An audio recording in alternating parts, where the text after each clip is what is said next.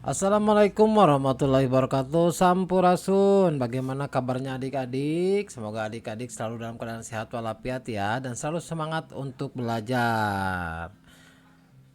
Selamat datang juga adik-adik di info channelku. Pada video kali ini kita akan membahas kunci jawaban dan pembahasan bahasa Sunda kelas 6 halaman 57. Buku yang digunakannya adalah buku bahasa Sunda Midadami.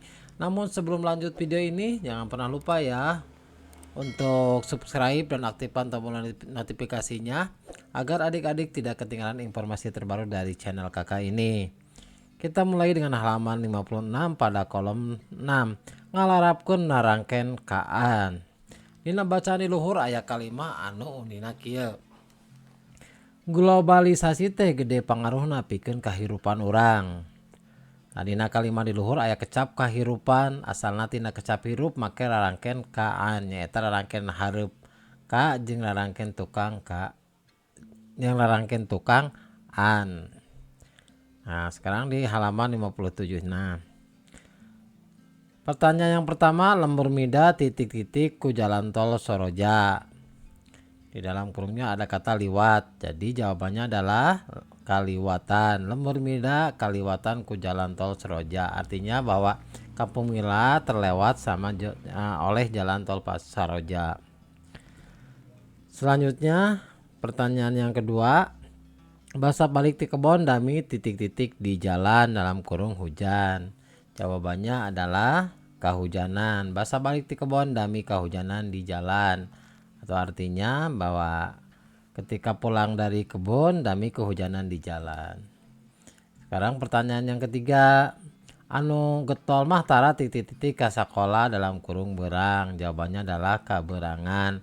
Jadi anu getol mah tara kaberangan ka sakola, itu artinya bahwa orang yang rajin itu tidak pernah kesiangan ketika ke sekolah. Selanjutnya pertanyaan yang keempat, Bareto pasar Ciberem kungsi titik-titik dalam kurung huru. Jawabannya adalah kahuruan. Bareto pasar Ciberem kungsi kahuruan. Itu artinya bahwa zaman dahulu pada dahulu pasar Ciberem pernah kebakaran. Selanjutnya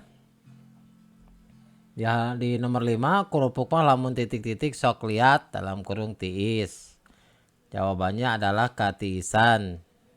Kerupuk mah lamun katiisan sok liat, dalam artian bahwa kerupuk itu kalau kena dingin itu suka liat. Selanjutnya nomor 6, gatrik teh nyaeta titik-titik barudak lalaki dalam kurung ulin. Jawabannya adalah kaulinan. Gatrik teh nyaeta kaulinan barudak lalaki. Itu artinya bahwa gatrik itu adalah permainan anak laki-laki. Selanjutnya di nomor 7, bakating ku capek mangdira titik-titik dina papan dalam kurung sare. Jadi jawabannya itu kasarean. Bakating ku capek mangdira kasarean dina papan. Jadi artinya itu bahwa saking lelahnya mangdira ketiduran di atas papan.